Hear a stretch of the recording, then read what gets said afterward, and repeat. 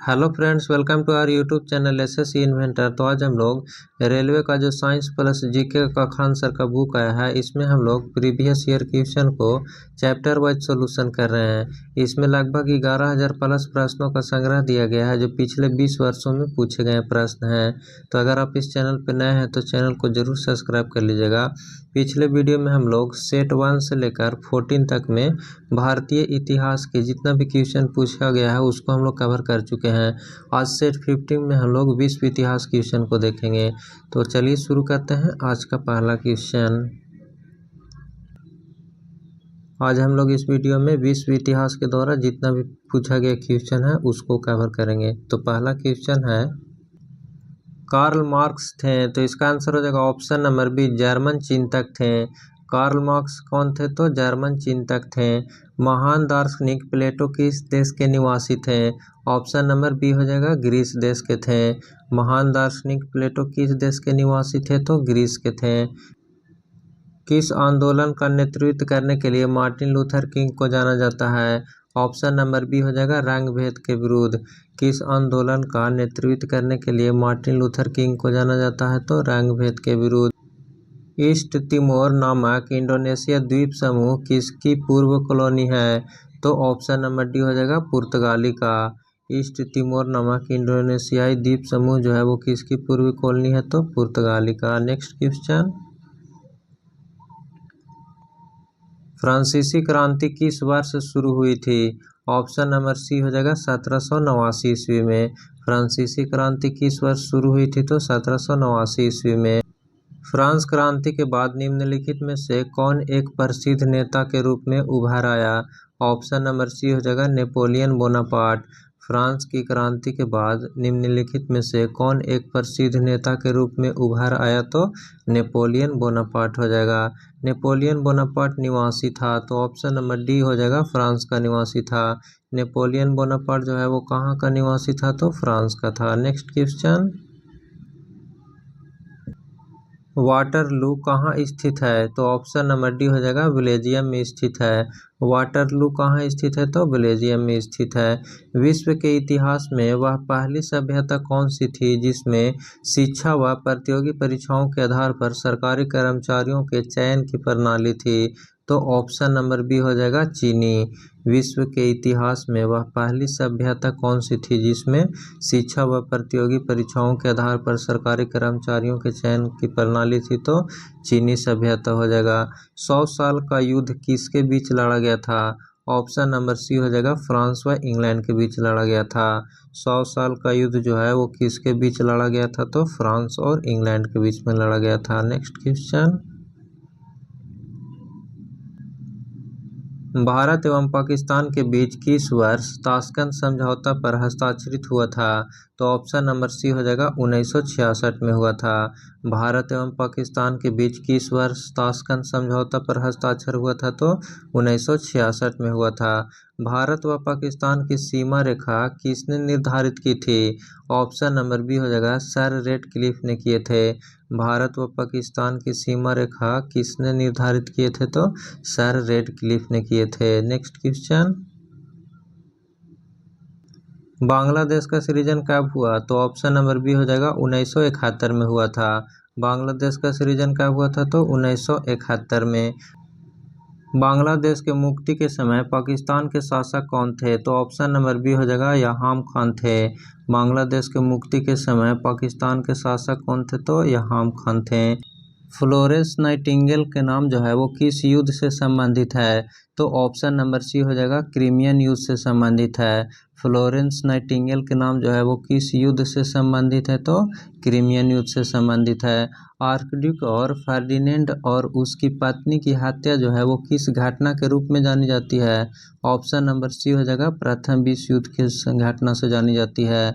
Archduke और Ferdinand और उसकी पत्नी की हत्या जो है वो किस घटना के रूप में जानी जाती है? तो प्रथम विश्व युद्ध के। Next question,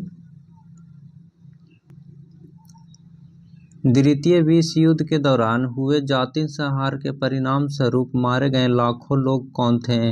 option number A हो जाएगा, यहूदी लोग थे। द्वितीय विश्व युद्ध के दौरान हुए जाति संहार के परिणाम स्वरूप मारे गए लाखों लोग कौन थे? तो यहूदी थे। पूर्ण जागरण आंदोलन सबसे पहले शुरू हुआ था? तो ऑप्शन नंबर ई हो जाएगा, इटली में शुरू हुआ था। पूर्ण जागरण आंदोलन जो है वो सबसे पहले कहाँ शुरू हुआ था? तो इटली में हुआ था। निम्नलिखित किस देश ने द्वितीय विश्व युद्ध में पर्ल हार्बर पर आक्रमण किया? तो ऑप्शन नंबर बी हो जाएगा, जापान ने। निम्नलिखित में से किस देश ने द्वितीय विश्व युद्ध में पर्ल हार्बर पर आक्रमण किया है? तो जापान हो जाएगा। नेक्स्ट क्वेश्चन, वे कौन से 3 राजनीतिज्ञ थे जिन्होंने गुटनिरपेक्ष आंदोलन को मूर्त रूप दिया? तो ऑप्शन नंबर सी हो जाएगा, नासिर, टिटो और नेहरू। वे कौन से 3 राजनीतिज्ञ थे जिन्होंने गुटनिरपेक्ष आंदोलन को मूर्त रूप दिया? तो नासिर, टिटो और नेहरू हो जाएगा, option number C. Next question, निम्न में से कौन इटली के पुनर्जागरण का कवि था? तो ऑप्शन नंबर सी हो जाएगा, दांते। निम्न में से कौन इटली के पुनर्जागरण का कवि था? तो दांते हो जाएगा। रूसी क्रांति के जनक कौन थे? ऑप्शन नंबर सी हो जाएगा, वी.आई. लेनिन थे। रूसी क्रांति के जनक कौन थे? तो वी.आई. लेनिन हो जाएगा। इंग्लैंड में न्यू कैसल है? तो ऑप्शन नंबर डी हो जाएगा, इनमें से कोई नहीं है। नेक्स्ट क्वेश्चन, फ्यूहरर उपाधि किसे दी गई थी? तो ऑप्शन नंबर ए हो जाएगा, हिटलर को दिया गया था। फ्यूहरर उपाधि किसे दिया गया था? तो हिटलर को दिया गया था। प्रोटेस्टेंट आंदोलन जो है वो किसके द्वारा प्रारंभ किया गया था? तो ऑप्शन नंबर बी हो जाएगा, मार्टिन लूथर के द्वारा प्रारंभ किया गया था। आंदोलन जो है वो किसके द्वारा शुरू किया गया था? तो मार्टिन लूथर के द्वारा किया गया था। पुनर्जागरण की अवधि में स्थापत्य कला की नई शैली का प्रथम विकास हुआ था? तो ऑप्शन नंबर ए हुआ था, इटली में हुआ था। पुनर्जागरण की अवधि में स्थापत्य कला की नई शैली जो है वो प्रथम विकास कहाँ हुआ था? तो इटली में हुआ था। नेक्स्ट क्वेश्चन, निम्नलिखित में से किस राष्ट्रवादी नेता ने जर्मनी और ब्रिटेन के युद्ध को ऐसे दैवीय अवसर के रूप में देखा जो भारतीयों को लाभान्वित कर सकता था? तो ऑप्शन नंबर सी हो जाएगा, सुभाष चंद्र बोस। निम्नलिखित में से किस राष्ट्रवादी नेता ने जर्मनी और ब्रिटेन के युद्ध को ऐसे दैवीय अवसर के रूप में देखा जो भारतीयों को लाभान्वित कर सकता था? तो ऑप्शन नंबर सी, सुभाष चंद्र बोस। द्वितीय विश्व युद्ध के समय ब्रिटेन का प्रधानमंत्री कौन था? ऑप्शन नंबर डी हो जाएगा, विंस्टन चर्चिल थे। द्वितीय विश्व युद्ध के समय ब्रिटेन के प्रधानमंत्री कौन थे? तो विंस्टन चर्चिल थे। किस वर्ष में संयुक्त राज्य अमेरिका ने स्वतंत्रता प्राप्त की? तो ऑप्शन नंबर सी हो जाएगा, 1776 ईस्वी में। किस वर्ष में संयुक्त राज्य अमेरिका ने स्वतंत्रता प्राप्त की थी? तो 1776 ईस्वी में। नेक्स्ट क्वेश्चन,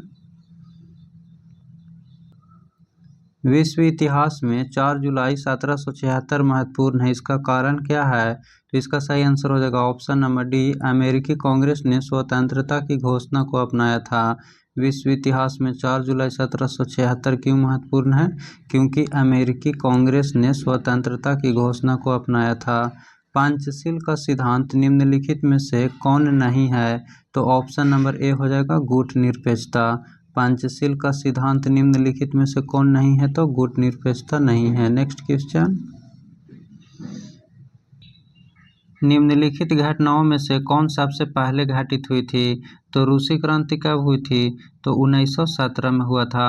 और अमेरिकी स्वतंत्रता संग्राम कब हुआ था? तो 1775 ईस्वी में हुआ था। और फ्रांसीसी क्रांति कब हुआ था? तो 1789 ईस्वी में हुआ था। और भारत का प्रथम स्वतंत्रता संग्राम कब हुआ था? तो ये 1857 ईस्वी में हुआ था। तो इसमें पूछ रहा है कि निम्नलिखित घटनाओं में से सबसे पहले कौन घटित हुई थी? तो सबसे पहले हो जाएगा अमेरिकी स्वतंत्रता संग्राम 1775 ईस्वी में। नेक्स्ट क्वेश्चन, नेक्स्ट यहाँ से भारतीय राज्य व्यवस्था पॉलिटी का क्वेश्चन शुरू हो गया है, तो इसको हम लोग नेक्स्ट वीडियो में शुरू करेंगे। पूरा इतिहास हम लोग भारतीय इतिहास और विश्व इतिहास को ख़त्म कर चुके हैं। तो फिर मिलते हैं नेक्स्ट वीडियो में। और अगर आप इस PDF को डाउनलोड करना चाहते हैं तो टेलीग्राम का लिंक जो है वो डिस्क्रिप्शन में दिया गया है, वहाँ से जाकर उस PDF को आप डाउनलोड कर सकते हैं। और एक कॉमेंट करके बताइएगा कि यह वीडियो आपको कैसा लगा। फिर मिलते हैं नेक्स्ट वीडियो में। Thank you.